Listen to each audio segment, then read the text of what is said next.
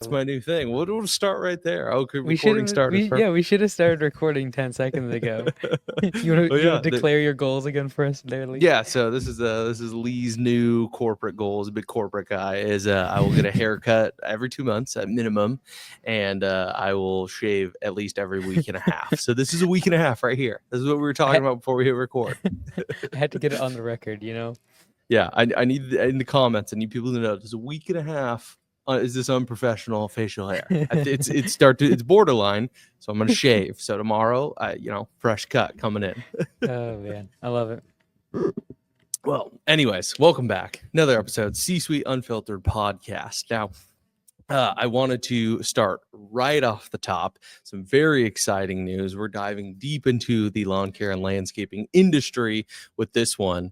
We have officially been ranked Augusta Lawn Care in the top 100 for lawn and landscape. How do we feel about that, Mike? I don't know. It's like first off, like huge shout out to all the owners inside of Augusta Nation. Obviously this is their revenue numbers. This is not anything to do with me. So shout out to all of them. System-wide revenue grew by 77% last year. I anticipate it to probably grow at least 50% again this year. Like the way we're trending. Like we're hoping for a lot less, but it's like it's gonna be really good. So yeah, like technically speaking, we are the largest residential mowing company in the US. If you take out companies that don't do, this is the part I don't like to add. So eventually we got to get over this part. If you take out companies that do less than 50% of their revenue from maintenance.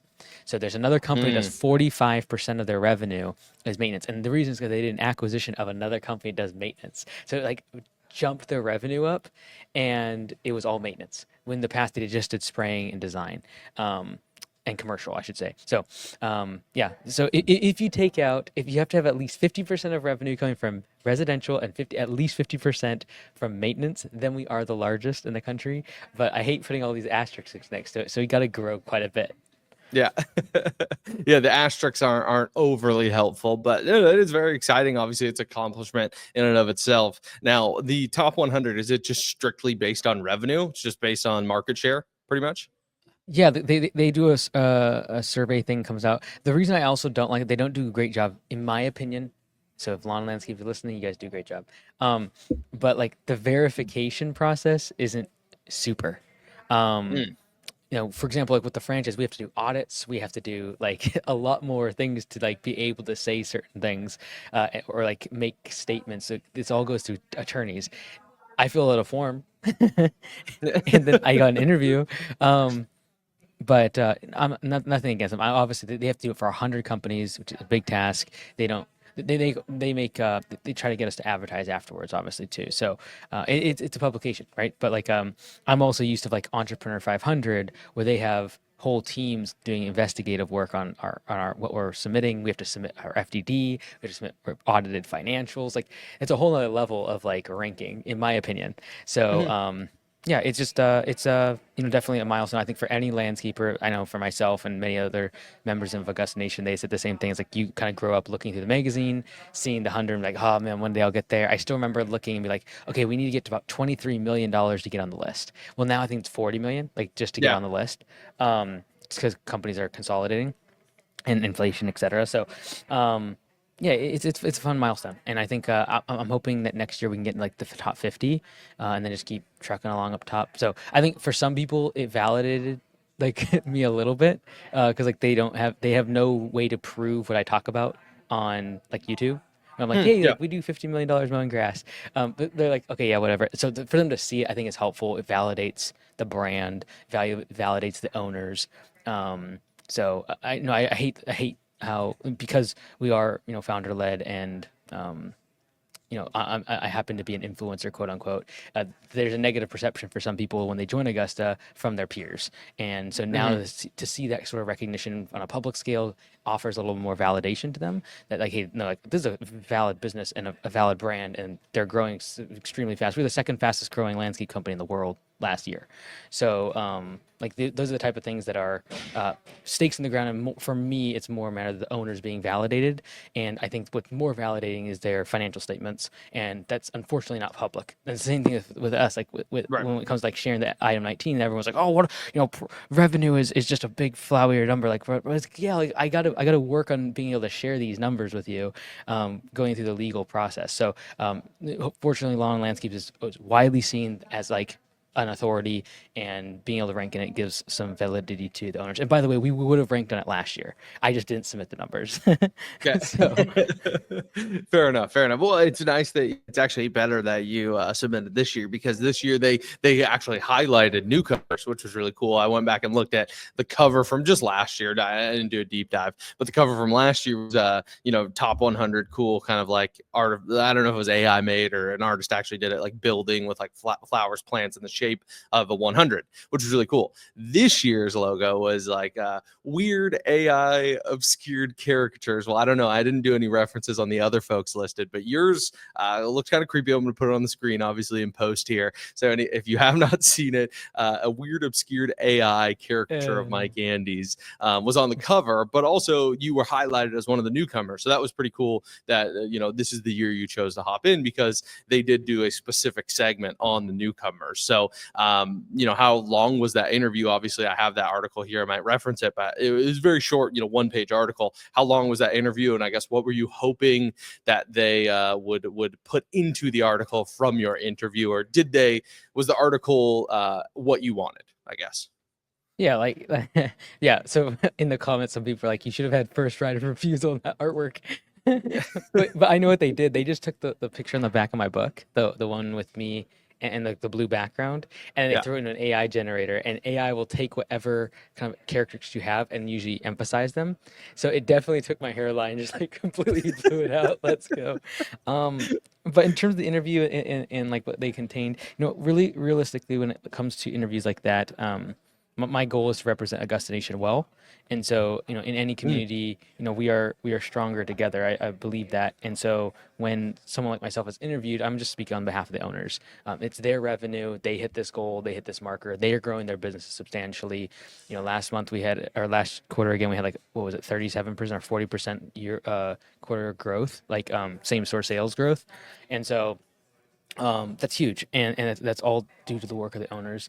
And I'm just there to kind of be the spokesperson and kind of the face of it. So I will get the blowback online when things go bad, and I'll get the praise when things like this go good. And so you just kind of keep it even keel, because you got to take the wins with the losses and the losses with the wins. Mm-hmm. Yeah, no, that's fair. And one thing that I like that you highlighted was, obviously, you're very on brand in terms of your messaging. Obviously, you have to be being the head of a founder-led company, and as the founder, you have to really make sure like your messaging is very clear around what you're trying to do. And one of the things that stood out to me is like whether they brought it in because they thought it was interesting, or whether you really made it an emphasis in your interview, is even just talking about like the profit and loss statements of owners in Augusta. And you said, when I look at their P&Ls, if you take out one quarter, Q4, it increases profitability for the year by 72%. The reason for that is because we have a massive seasonal problem with our industry in terms of revenue. And then you basically go on to explain Q4 collapse and call it the Achilles heel of our industry. And you expand on that. And me, as an outsider, when reading the article, obviously, like, I'm an employee of Augusta, but as an outsider reading the article, I was like, oh, it's interesting. He's highlighting something that he has seen as a problem, and how he's helping people to overcome that problem. Not, oh yes, look at our growth. Oh yes, look at our numbers. Oh yes, look at how fantastic Augusta is. And not to say that that's wrong. Like, being asked to be on a list, being asked to be featured in an article is kind of a chance to brag a little bit publicly, to show your stuff, if you will, to take a small victory lap. But I like that you were like, hey, no, there are problems and we're just actively trying to fix them. And because we actively try to fix those problems, we now see success. Does that make sense? I think people are smart enough to fill in the gaps. Like, let the numbers Yep. speak for themselves. Like, if next year we did 48 million in revenue, we'd have a problem. But if next year we do 70 million in revenue across the system, and again we're in the top few growth companies in the country, like, what we're doing is working, and people are smart enough to know that. So I Yeah. assume people are smart, my audience, and I then will talk about the inputs that made the output possible instead of bragging about the output. Like it doesn't help anyone for me to talk about how great the company is. It doesn't help anyone. And so when I think about that article and the people that will listen, like, or read that, I really could care less what they think about me or Augusta afterwards. There's 1% of it I care about them interacting with the owners outside and making sure there's some validity there. The other 99% is like, I want them to actually read this and actually be like, oh, in order to replicate the success they've had, i.e. the output, these are the inputs that are required. And this is the problem, is solving Q4 collapse. And so that was my hope, is like, yeah, I just don't believe that people are naive enough to think that because they hear me saying that we're successful, that they will then in turn think that we are successful. I believe that it'll be a function of them going and doing what we did to be successful, seeing success in their own life, and really validating and cementing in their mind, like, okay, let's take the Mike Andes brand, for example. The reason there's an affinity with the brand is because they do what I say, and then it works, and then that success is somehow somewhat linked to me. And so I want the perception around Augusta to keep changing. It's slowly getting better and better, and that is like, this is a company that is trying new things for the industry. They are then handing it down to the rest of us. We all want them to win, because by them winning, they are coming with the best practices and then giving it to all of us as solo operators or independent owners. That's the perception I want. And so I hope someone read that and then like go get the free workshop where I literally show you for 5 hours how to fix Q4 collapse with 5 different options. And with the book that's coming out in like 2 weeks, it'll simply be that, because that is the problem with this industry. And so anyways, like all those other metrics, like growth, number of locations, it'll all take care of itself if we just are of value to the community. And so that's what I just try to stay focused on. Yeah, I love that. And I think that's why people are generally attracted to you and your brand, is just because we're going to talk about, as you said, like the inputs. Like anyone can talk about outputs. And I think it's like, what are the inputs? How are we making changes? How are we helping our owners? How are we impacting the industry?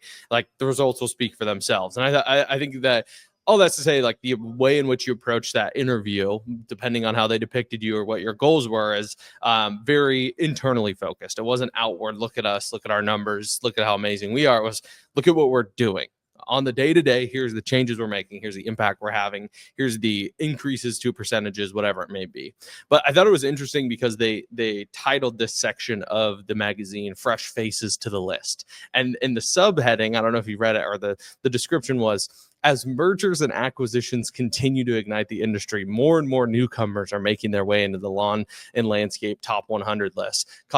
We caught up with a handful of these companies to discuss how they're growing, what drives that growth, and what's ahead of them. So how many, like ballpark, in the top 100 have gotten into the top 100 through mergers and acquisitions? Because the Monarch landscape, number 8 in lawn and landscape, and they were not ranked last year. Now they could have just not reported, but that was wild to me. Like, see how they went from unranked to 8th overall. Yeah, like ever since Brickman and Brightview merged years ago and then became a publicly traded company, it became on everyone's radar in private equity, like, oh, we can roll these up. And whether it be going public, or whether it be just having a better valuation, because you go from 50 million in revenue to 300 million in revenue and can get a better multiple. People started waking up to that fact, I think, when that happened. And so that's why, getting on that list becomes harder and harder, because of the mergers and the roll-ups. So, for example, I don't know Monarch's story, but if I'm going to guess, it was several companies that were like, hey, because this is what happens. Like, let's say you take that list and you just like throw a dartboard and get like the 20th person, the 60th person, and the 80th person on that list. If they just combine forces and become the 4th, the valuation immediately on their businesses goes up, because they're just bigger. And so like the size and scope of a brand, your multiples get better. So you might have like a 2x multiple at a $20-30 million business. You might have a 5x multiple at a $500 million business. And so if we can just combine forces, we all make more money immediately. That's the whole essence of a roll up is. And so I don't know, have any idea of how many of the people on that list. I would assume outside of us and maybe 1 or 2 others, anyone that was new is probably a roll up. But also there are people that were on that list that rolled up with other people and they jumped a bunch, jumped a bunch on the list. So some of the other like fast growing companies were just roll ups, because like their revenue doubled or tripled over the past year because they did a roll up. Yeah. Yeah. So briefly kind of scanning the article here of Monarch Landscapes and not like by any means picking on them, just using them as an example because they are the kind of title of this section on newcomers to the Lawn and Landscape Top 100. There's a quote here from their founder and CEO, Brian Holgo. I'm not sure how to pronounce that, Helgo. But he says that it was rapid fire M&A. So we've grown organically, but we have grown aggressively through quote rapid fire M&A. So they are doing a lot of mergers and acquisitions to get that point. They did say that 2024 was 20% year over year growth. So they were already making, hundreds of millions, but they did scale to 500 million, and maybe that was a sweet spot number that they wanted to report to get into the top 100. I have no idea, but obviously kudos to them. And even just reading this article, he said, "Hey, our number one thing is committed to being the best place to work for landscape professionals." Awesome. I can align with anybody that's trying to do that. That's for sure.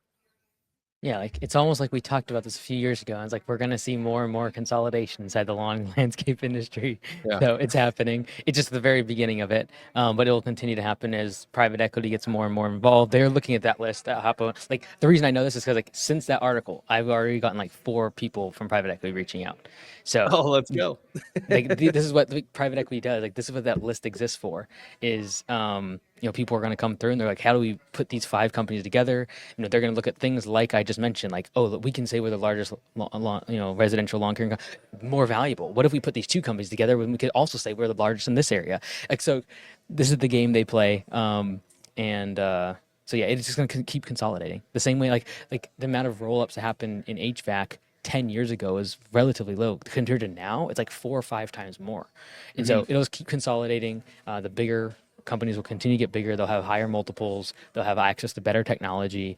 And so it's not to say like, oh, everyone's going to get crushed. I don't believe that. I just a matter of like, you want to stay on the cutting edge and you want to make sure you're adapting new technology, instant pricing, credit cards, software, as robotics come along in over the next 5-10 years, but being agile in that regard. So yeah, looking forward to it. Yeah, it's exciting. No, definitely exciting. I know even Tommy Mello, he's been running like ads against that, like against mergers and acquisitions, like trying to help business owners. And I don't know if he's trying to get them to convert to A1. Like I have no idea, but I've seen him talking about a lot of ads where he is specifically highlighting that there is a lot of private equity money coming into home services. And I don't know explicitly what he's targeting with that, maybe his courses, his conferences, whatever it is. But I'm like, okay, well, he's talking about it. You're talking about it. Like we're seeing it happen more and more. These mergers and acquisitions, these buyouts. I even got an HVAC installed at my house, new HVAC installed at my house, and I was talking to their estimator, their sales guy. The owner of that company, Mars, does follow you. Big fan of yours, actually. I found out. Yeah, and but they were saying that they get asked to be bought out all the time because they're a family-owned business. They've been in the industry since like 1940 or 1950, like third generation business. Very successful, very good reputation. They get approached on the regular basis. Their salesman was telling me, and I thought that was pretty cool. Like it just shows like there is a lot of value in the home services industry. So if that's where the money's going, like that obviously means there's money to be made there, right? Like can 1 + 1 = 2 in this situation? Yeah, more money pumped into the industry will consolidate it. It will also increase the technology. It'll also increase wages of the employees. So I think net is a good thing. Sometimes when the buyouts happen, people can lose their jobs or quality can go down. So that kind of hurts the reputation of the industry, just depending on what the buyout is and what they're trying to accomplish. But TBD, because we really haven't seen a ton besides the last few years of, in my opinion, like solid mergers and acquisitions starting to happen. And in addition to mergers and acquisitions, there's also roll-ups, which means you will never actually see because the companies operate independently. So there are companies on that list that are part of the same holding company but operate as separate companies. So, for example, like Berkshire Hathaway doesn't slap their logo on everything. They have different real estate companies and all these different Geico and insurance. And you don't actually see them together as Berkshire Hathaway. It's a holding company. So there's plenty of that happening also with private equity, and that's usually what's more common in the case of like buying out someone like Mars. It's probably, I'm just gonna guess, like 5 to 7 million in revenue. Those buyouts are many times roll-ups, and they keep their branding. They don't actually change the branding over. So yeah, interesting stuff. Yeah. Well, I did have a question on that, and I was going to try to Google it before you finished. So apologies for my ignorance here. Is there a difference? Because like you hear people talk about, oh, like this is the firm, like we're talking like large scale companies, like there is a firm, but then there's also a hold co. So what is the difference between like large companies having a firm versus a hold co? Are those two terms interchangeable? What's the difference? Or am I even making sense? But I've heard that language a lot. Yeah, it's usually probably just referring to the hold company. So like the easiest one is probably acquisition.com. Like they're a hold company. Basically, there's Mhm. companies that they own either part of or the entire thing. And so the hold co is typically going to offer resources, strategy, etc. in exchange for fees. So usually there's fees and or they just get distributions.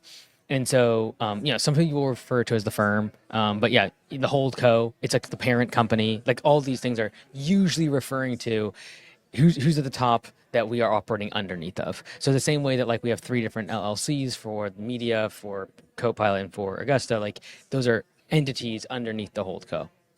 Got it. Cool. So can you refer to it as the firm? Because that just sounds cooler. You The just want Mike to say, Andy's firm. baby, I'm not going to the office. I'm going to the firm. I'm part of the firm. Big meeting at the firm today. But no, I've just heard that term Gotta get my hair interchangeably. cut. I Yeah, have gotta to get the shave hair. today. Yeah. Going to the firm. Exactly. That's it. 100%. Very cool. Very cool. Well, appreciate you entertaining that. And obviously, congratulations to you and all of Augusta Nation for getting ranked in the top 100. I thought it was a pretty cool honor to be put up there. And obviously, yeah, it's a nice little, feather in the cap, right? A little public validation that this is working. This is legitimate. This is what we're working on. And I think that is pretty cool. So awesome. Well, I wanted Oh, hey, to we should do a guesstimation of where we're gonna fall next year. Oh, great. Okay. All right. Perfect. Okay. Give me a second here. Well, I know you gave a ballpark number, but are we just saying ranking? Because I guess I don't know what Yeah. the revenue numbers are ahead of us. Like I know where we rank. We're about 55 million at 70th, and I know that the top 10 are all hundreds of millions, if not Okay. billions. So I don't know. I know you said you want to crack the top 50. So I'll say I am gonna go. We will crack the top 50. I'll go say 49. Okay. Okay. Right there, Wait, just right inside. we got to stay consistent because our goal is like 250 locations, 25% same store sales growth, and uh rank in the top 250 locations on the franchise 500. So that's our current, at least my three goals. So the other one for 2025 could just be rank in the top 50 location or Mhm, 50 landscape on lawn and landscape. I think it's mhm. possible. I don't even know what that number needs to be. Like if we look at Well, let's that's see, right. let's Yeah, look yeah. here. I don't know what it is either. That's where I Let's was see just doing the here. rough math. Yeah. So if on 55 million, we just had 25% year over year growth, same store sales, that puts you right at 69 million. Add in some new companies, people bring over their existing brands, new locations will be generating revenue. I mean, 69 million. And what year over year growth would that have been? that would have been 25%. Exactly Okay, no, 25% on we're gonna be better 55. than that. So do 50%. What's 50%? 50% year over year growth would be 82 million. Dude, that's exactly 50. Yeah. 82 million is Xperia Green in Mishawaka, Indiana at 82 million exactly. All So we gotta right. do Well, more there than we go. 82. Oh, that's gonna be a stretch. Okay, we'll make it happen. Let's go. Calling all Augusta Nation. Let's get after it. Yeah, dude, they get all the credit here. 100%. I would be less than half of this revenue if it wasn't for them. So, Yeah, congrats to all of them. we could force them all to start doing M&A. Mergers and acquisitions, baby. Just start Just buying out all everyone their buy. competition. Just do a blow up Ponzi scheme. Be like, hey, we'll give you the money in the back end for the 10%. You just go buy everyone under SBA loans. Well, wow. Okay. don't think, just buy. All right, Yeah. fantastic. That's great. That's great business advice. Well, what I was going to talk about, slightly different topic, but generally related in terms of entrepreneurship and growing the businesses. We're going to go back to the well here. Alex Hormozy. He obviously has great quotes, fantastic knowledge, but he talked about something that, and this is from a while ago, so I apologize if I don't have all the reference, but I made a note here in my podcast notes to bring this up. He basically said in a video and this was an interview, that there are successful entrepreneurs have one of three P's. So a successful entrepreneur is going to have one of three P's. I don't know if he came up with this on the spot, but he was in an interview. And he said a successful entrepreneur either has to have passion, they either have to have the profession, or they have to have the pain. And he basically is saying that a good entrepreneur is going to have clear passion for what they're doing, for what they're building, for what they're working on. They're either going to have the profession, like they already have the experience, they already have worked in that industry or an adjacent industry, so they can take that profession, scale it on their own, and get outsized returns by being an entrepreneur versus an employee or a cog in a corporate wheel, if you will. Or a successful entrepreneur has pain, i.e., they see a problem, they personally have the problem, they see someone else close to them have a problem, either in their business, in life, whatever it is, and they actively seek to solve that pain, to fix that pain. Do you feel like that classification is generally accurate for most entrepreneurs, that they either have to have passion for what they do, they either have to have the professional skills for what they do, or they either have to have the pain of what the experienced pain to then work towards finding a solution? I think those are certainly helpful. I think you could definitely find anomalies that don't fit into those three. But I would say the most successful certainly have those. And I would also say that, you know, I would find like if there was a fourth one, I would add people. But I think that if you're passionate or you have enough pain, you probably are going to attract really good people. Um, and so like to create a great product. But I would say I would agree, and I would say that there are probably people that don't fit within that. For example, they just want more money, but and they're good at making money. But then you could also say that they have a profession like at making businesses. So yeah, I like it. Yeah. Yeah. And I was thinking about it. So what would say if you had to put yourself in one of those three, which would you say about yourself? I think it kind of morphs. Like I think I'd say at the beginning it was pain because I didn't know how to run a lawn care business.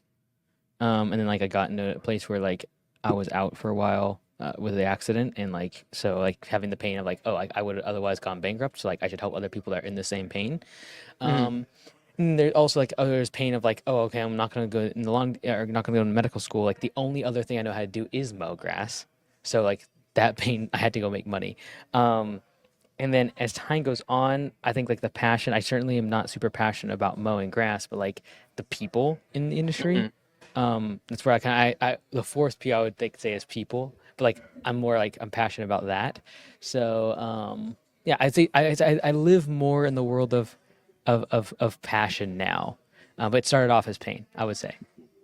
Yeah, I think I'd agree with that. I think you have a passion for helping small business owners and a passion for helping others succeed and become better versions of themselves, whether it be personal or in business. And so I think that's what kind of fuels you, well, at least what I see from the outside, and probably why people are drawn to you. Kind of going back to the start of this episode of like people are drawn to you because they see that passion, they resonate with that passion, they understand that like you do care about their success. And I think that really helps keep you motivated, like meeting people, hearing the testimonials, all of that. I think that's important. But what do you feel would be like, would it be a red flag if someone's like, I'm going to start a business, but they don't really have any of those? They don't really have the passion for that industry. They don't really have the professional skills for that industry. And they haven't really experienced the pain of the solution that industry could bring. Like, do you think that that's kind of a red flag? Like maybe we shouldn't be an entrepreneur in that specific instance? I think you'll give up. Like if you don't have any passion, if you don't have any pain that you're trying to solve, and you have no skills, you're probably going to give up. So I think it's Yeah. self-selection. I think like if you don't have those three things, you will probably fail. Or sorry, I shouldn't say fail. You will probably quit. And again, like the only failing is quitting when it comes to business because you just need to stay in business. And so Mhm. I think if you have passion, if you have the skills to get through hard times, or you have the pain like you need to provide for your family, you will figure it out. Um, and as Alex says, like you do so many reps and so much work that is unreasonable that you would not then be able to be successful at it. Mhm. Do you? It's interesting you say that quote because I literally said that to someone last night. So I was like, if you do something so many times, you need to do it so many times it becomes unreasonable for a good outcome to happen, to not happen. So I agree with you there. Do you feel that let's just like reduce it. Obviously, most of the people that are listening to this are entrepreneurs, they are business owners. But let's reduce it to the employees as the employee in the room. Like, do you think employees should also maybe kind of follow that line of thinking? Like, they either need to be passionate about the work they do, they either need to have the professional skills to kind of succeed in that, or they need to have seen the pain of not doing the things that they are currently working on. I think it's the same thing. It's like an employee wants to quit at many times throughout their career as well. Obviously, there's a little bit less risk if they have some sort of salary or wage compared to an entrepreneur. However, sometimes it is the nice thing about having that security is you're less likely to quit.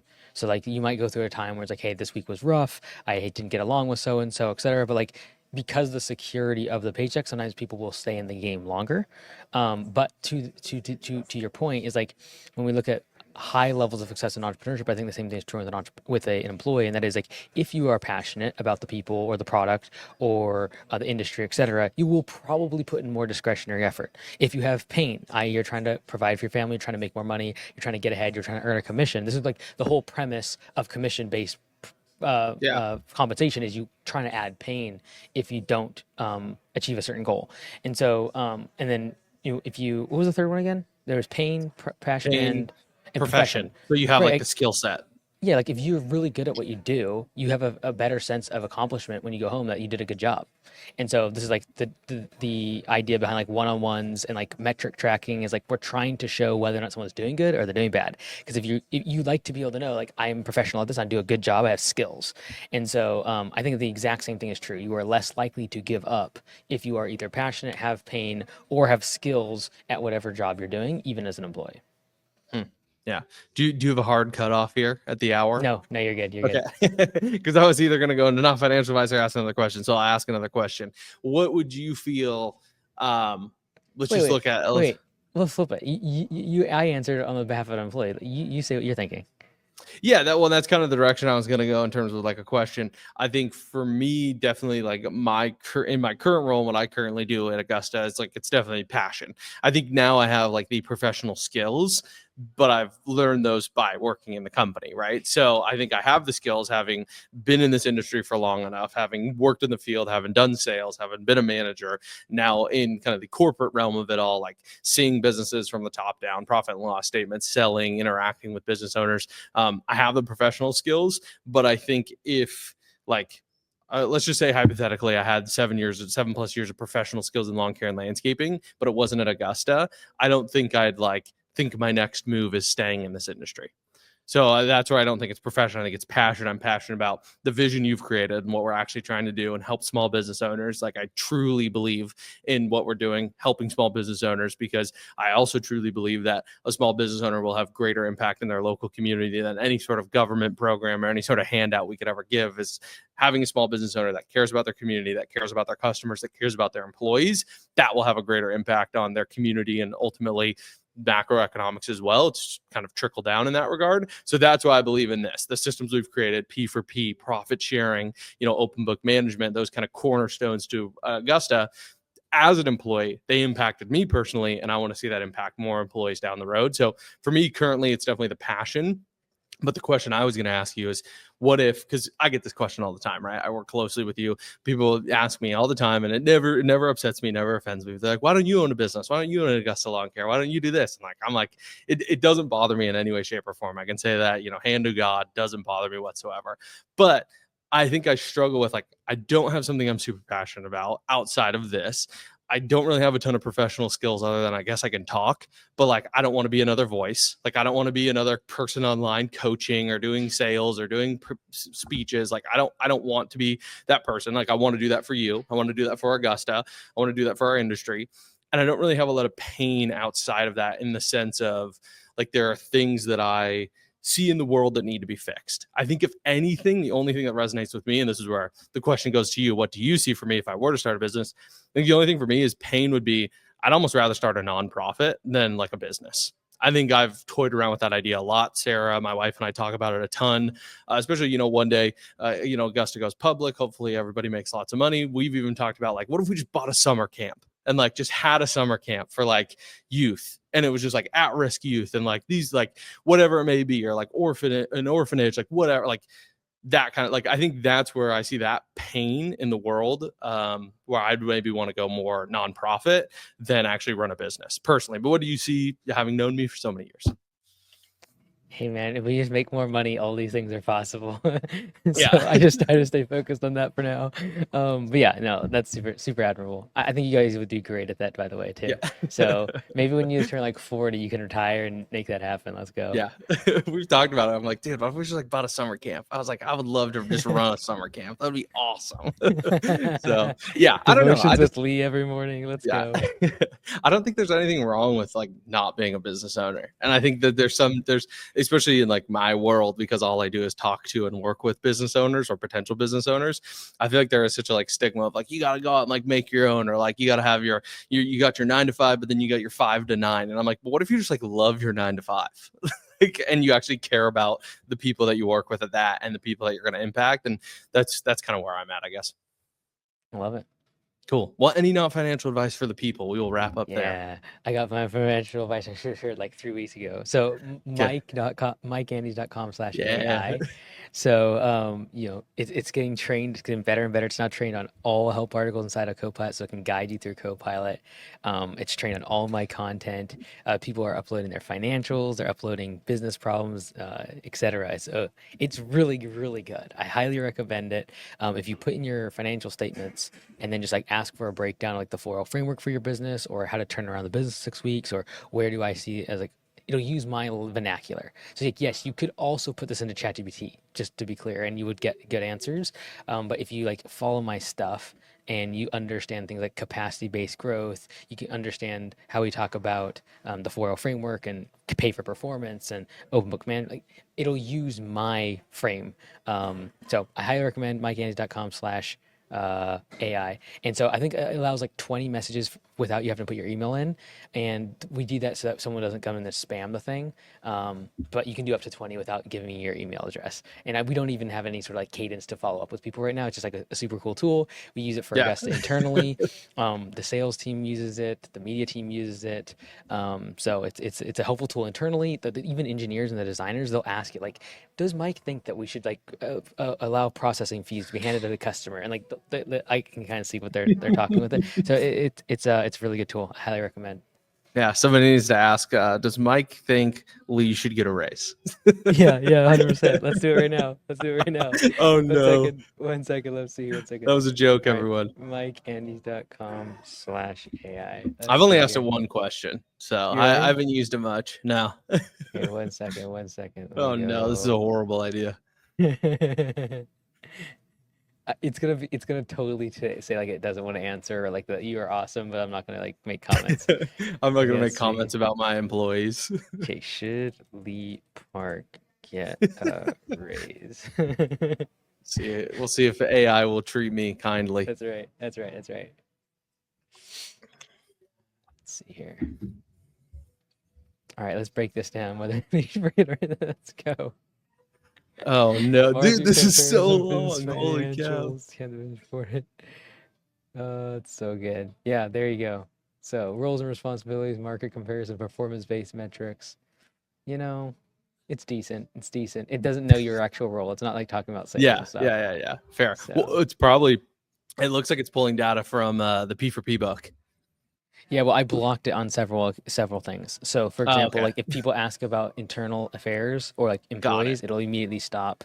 It won't stop. It'll just like go around it. So there's things I have said that are on videos that I don't actually want it to talk about that might Yeah. be internal.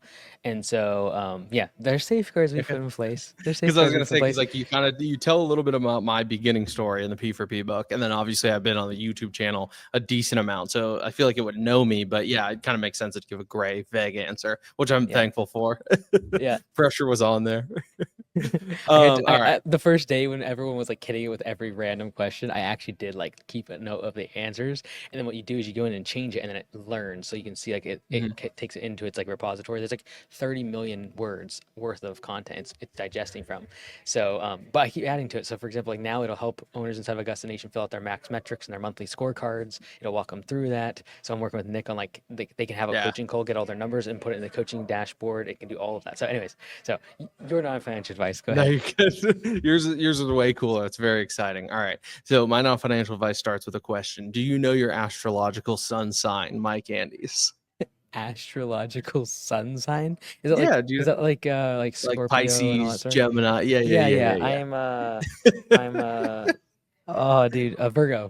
I'm Virgo. Okay, sick. Perfect. Well, that is my non-financial advice is apparently you need to know that now. People think I'm going off the rails. Stick with me. Yeah. Apparently you need Okay. to know that because I was trying to access some medical records, to pay some medical bills. Had a baby last year. Got to pay those off.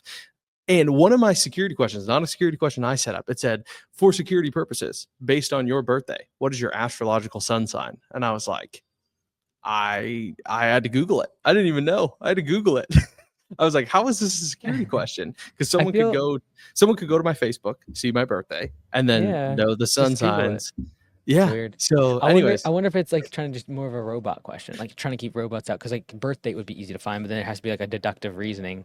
But like that's also very easy to from AI. Anyways, yeah, it was weird. weird. A lot of weird questions. But anyways, that's my non-financial advice. If you don't know your astrological sun sign, maybe you should, Right. because It's like you your you social never security know. number. You never know if someone's going to ask you that as a security question unprompted. And then one option was none of the above does not apply. And I was like, well, can I click that if I don't use astrological sun signs, if I don't necessarily believe in them? But I was like, I don't know, like I'm I confused don't now. identify. I don't Yeah, identify as someone on the calendar. yeah, I was extremely confused by that question. So, anyways, I guess just you need to know that. You need to know that nowadays. Oh, So, man. anyways, all right. Well, that is the pod. Thank you, sir. Like and subscribe.